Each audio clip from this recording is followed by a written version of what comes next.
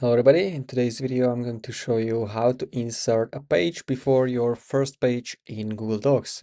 This is handy when your document already starts with the content but you realize you need a title page, cover or table of contents in front of it. So now the first step is you want to place the cursor at the very beginning of your document. Now go to Insert, Break from the drop down and you want to click on page break, or you can use this command plus enter shortcut or control if you are Windows, and this is going to create a new page break, as you can see.